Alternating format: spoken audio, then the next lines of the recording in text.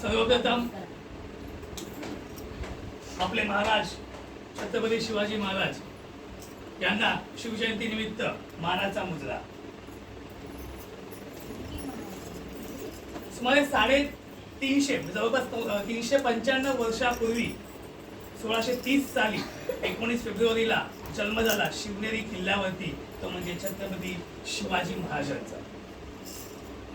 याचा जन्मच तुम्ही बघितला असताना की जन्म म्हणजेच एक संघर्ष होता. त्यावेळीच छत्रपती शिवाजी महाराज त्यांच्या राजमाता म्हणजे जिजामाता आणि शहाजीराजे यांनी त्यावेळीच ठरवलेलं की आपल्याला आपल्या मुलाला मोठं बनवायचंय. लहान असताना खेळायच्या ऐवजी त्यांना युद्ध कसं करायचं याचं प्रशिक्षण त्यांच्या आई वडिलांनी त्यावेळीच त्यांना दिलं. म्हणून वयाच्या 12व्या वर्षी शिवाजी महाराजांचे वडील म्हणजे शहाजीराजे यांनी शिवाजी महाराजांना एक जबाबदारी दिली. शिवाजी महाराजांचे वडील शहाजीराजे होते कुठे? कर्नाटकमध्ये, बेंगलोरला. तिथून शिवाजी महाराजांना आपल्या आई सोबत म्हणजे राजमाता सोबत जिजाऊ सोबत पुण्याला पाठवलं. त्यावेळी त्यांच्याकडे 2 जहांगीर होत्या म्हणजे 2 सत्ता होत्या, पुणे आणि बेंगलोर. सो पुण्याची सत्ता राखण्यासाठी आणि ती वाढवण्यासाठी आणि स्वराज्य निर्माण करण्यासाठी वयाच्या 12व्या वर्षी, वयाचं 12 वर्ष म्हणजे कितवीत असतात माहिती काय? तुम्ही आता 7वीला 7th स्टँडर्ड मध्ये जे आहेत ना, त्यावेळी त्यांनी जबाबदारी स्वीकारली स्वराज्याची. आणि वयाच्या 14व्या वर्षी शिवाजी महाराजांनी शपथ घेतली की मी स्वराज्य निर्माण करणार, आणि ते त्यांनी निर्माण केलं. शिवाजी महाराजांचा इतिहास आपल्याला खूप काही शिकवतो. एका भाषणामध्ये किंवा एका वेळी एका शिवजयंतीला येऊन शिवाजी महाराजांचा पूर्ण इतिहास सांगणं हे कठीणच आहे. त्याचे खूप किस्से आहेत, खूप छोटे छोटे खूप किस्से आहेत. ते वाचण्यासाठी तुम्हाला पूर्ण शिवचरित्र पूर्ण वाचलं पाहिजे, म्हणजे तुम्हाला समजतील छत्रपती शिवाजी महाराज काय होते आणि आता आपल्या सगळ्यांच्या मनामध्ये छत्रपती शिवाजी महाराज काय आहे. तर मी एक छोटासा किस्सा तुम्हाला सांगतो. औरंगजेब. आता तुम्हाला औरंगजेब माहिती असेल तर शिवाजी महाराजांचा दुश्मन. ओके, हा औरंगजेब होता. या औरंगजेबाचा दख्खनचा जो सरदार होता तो म्हणजे औरंगजेबचा मामा. हा औरंगजेबचा मामा खूप लढाया लढलेला आणि त्या लढाया लढला म्हणून त्याला पदवी दिली शाहिस्ते खान. त्याला एक नाव दिलं शाहिस्ते खान. आणि या शाहिस्ते खानाला शिवाजी महाराजांचा पराभव करण्यासाठी पुण्याला पाठवलं. आणि शिवाजी महाराजांचा पराभव करण्यासाठी शाहिस्ते खानाने पहिला जो प्रवेश केला तो म्हणजे पुण्याच्या लाल महालमध्ये, लाल किल्ल्यामध्ये. आणि तिथे इतका त्याला आवडला तो तिथेच फेरा टाकून बसला. शिवाजी महाराजांचं त्यावेळी सैन्य जे होतं ना जास्तीत जास्त 1000, आणि त्याच्याकडे सैन्य किती होतं माहितीये काय? 1 लाख. म्हणजे 100 पटीने एवढं सैन्य घेऊन त्याने लाल महालात तळ ठोकला. आणि तेवढंच नाही केलं तर त्यांनी आजूबाजूची जी जनता होती ना, लोक होते, त्यांना सगळ्यांना त्रास द्यायला लागला. आता या शाहिस्ते खानाचा तर काटा काढला पाहिजे, तर करणार कसं? त्यावेळी शिवाजी महाराजांचे गुप्तहेर होते. ते गुप्तहेर जे होते त्यांच्याकडनं सगळी माहिती काढून घेतली. आणि तेव्हा समजलं की या लाल महालात प्रवेश करणं कठीण आहे, कारण 4ही बाजूंनी इकडे त्यांचे सगळे अंगरक्षक आहेत, तलवारी घेऊन आहेत, तोफा घेऊन आहेत. एक छोटी मुंगी सुद्धा अनावश्यकरित्या आत शिरणं कठीण आहे, हे त्यांना नक्की माहिती होतं. त्यावेळी शिवाजी महाराजांनी अनेक युद्ध आपल्या गनिमी कावाने म्हणजे युक्तीने लढले. पण आपण म्हणतो ना शक्तीपेक्षा युक्ती श्रेष्ठ. त्यांनी काय केलं माहिती आहे का? त्यांनी वेषांतर केलं. निवडक मावळे घेतले, फक्त 200 मावळे घेतले. किती? 200 मावळे. समोर मुघल किती आहे? 1 लाख. समोर मुघल किती आहे? 1 लाख. आणि यांनी किती मावळे घेतले? फक्त 200 मावळे. आणि वेषांतर करून ते लाल महालात शिरले. तर शिरताना त्यांनी काय केलं? पहिलं तर तिकडे वरात काढली, कोटी अशीच वरात काढली आणि वरात चालली. आतमध्ये ते दाखवलं. काही जण दुसऱ्या साईडने कोणते कामगार आहेत ते गेले. आता हत्यारं पण पाहिजेत, तर हत्यारं कशी घेऊन गेले? तर एक बैलगाडी घेऊन गेले आणि जो गुरांना चारा असतो ना, त्या चाऱ्यामध्ये सगळे हत्यारं, तलवारी, ढाल सगळे लपवून त्या आतमध्ये शिरले. आणि त्यांनी वेळ निवडली कधी? रात्री 1 वाजताची.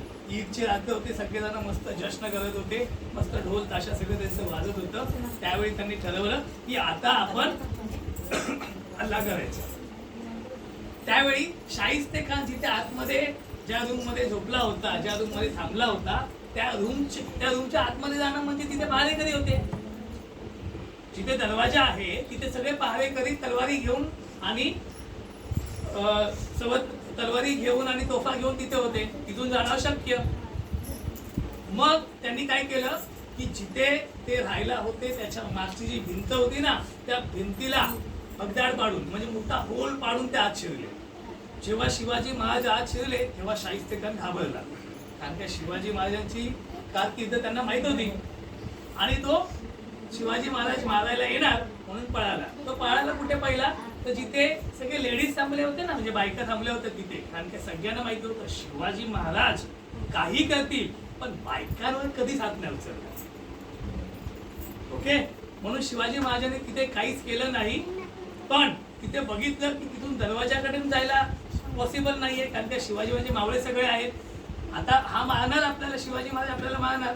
पण शाहिस्ते खानाने त्यावेळी काय केलं माहितीये का, की आता आपले सगळे जे सैनिक आहेत, जे मुघल सैनिक आहेत 1 लाख, हे कुठे आहेत खाली. आता तिथे कसं जायचं, दरवाजावरती सगळे मावळे आहेत, समोर शिवाजी महाराज तलवार घेऊन आहेत. मग जाताना त्यांनी समोर एक मोठी खिडकी बघितली. त्यांनी विचार केला या खिडकीतून आपण उडी मारून जाऊया, म्हणजे आपल्या सगळ्या सैनिकांमध्ये आपण जाऊ आणि सुखरूप होऊ. आणि तो धावत जाऊन तो खिडकीतून उडी मारण्याचा त्याने बेत आखला आणि तो धावत गेलाय. शिवाजी महाराजांना सुद्धा लक्षात आलं की आता हा धावत जाणार आणि उडी मारणार. आणि ज्यावेळी तो उडी मारायला गेला शाहिस्ते खान, त्यावेळी त्याचा जो हात होता ना खिडकीवरती, त्याच्यावरच शिवाजी महाराजांनी तलवार मारला आणि त्याची 3 बोटे कापली. शाहिस्ते खान वाचला, त्याचा जीव वाचला, पण तो तिथे वाचला, खाली पडला आणि त्या सैनिकांमध्ये त्याचा सगळं सैनिक होते त्याच्यामध्ये तो सेफ झाला. त्याच वेळी इतर मावळ्यांनी काय केलं, त्यांनी पुन्हा वेषांतर केलं, ते मुघल बनले. म्हणजे जे दुश्मनांचा जो वेश होता ना तो वेश घातला आणि ते पळाले. भागो भागो शिवाजी आया, भागो भागो. सगळ्यांना वाटलं आता काहीतरी खूप जण आलेत, मारायला आलेत, सगळे पळून घ्यायचे. तर ते आपल्याच शिवाजी महाराजांचे जे सैनिक होते ते मुघल सैनिक बनले, वेषांतर केलं आणि तेच पळत सुटले. ते पळतात हे बघून त्या शाहिस्ते खानाची 1 लाखाची सगळी सेना पुणे सोडून शाहिस्ते खाना सगळं पळवून गेली आणि आपला जो लाल महाल होता, जो पुणे होता, आणि तो सगळ्या त्यांच्या तावडीतून सुटला. अशी युक्ती केली शिवाजी महाराजांनी आणि त्यालाच बोललो आपण शाहिस्ते खानाची फजिती. शाहिस्ते खानाची फजिती खूप तुम्हाला काही पुस्तकांमध्ये आता नसेल कदाचित, पण खूप ठिकाणी ही माहिती सांगितली. ओके, आता हे करताना तुम्हाला एक फक्त थोडस नोटीस करा, शिवाजी महाराजांनी मगाशी सांगितल्याप्रमाणे त्या महिलांवरती हात उचलला नाही. इथे दुश्मनाच्या महिला होत्या ना, खरे, तरी त्यांनी हात उचलला नाही. ज्याच्यातून आपल्याला काय शिकायचंय माहितीये का, की आपण कधीच कुठच्याच महिलेवरती हात उचलायचा नाही, कुठच्याच मुलींना मारायचं नाही. आपल्यासोबत एखादी मुलगी असेल तर तिला आपण सुरक्षित आहोत हे वाटलं पाहिजे, या पद्धतीने आपण वागायला शिकायचं. मग ती कोणीही असो, ती आपली बहीण असो, ते दुसऱ्याची बहीण असो, आपली ताई असो, दुसऱ्याची ताई असो किंवा कोणीही असो, सर्व महिला सुरक्षित असल्या पाहिजे. हा शिवाजी महाराजांचा त्यावेळेचा पण होता आणि हा पण आजपासून आपण राखला पाहिजे.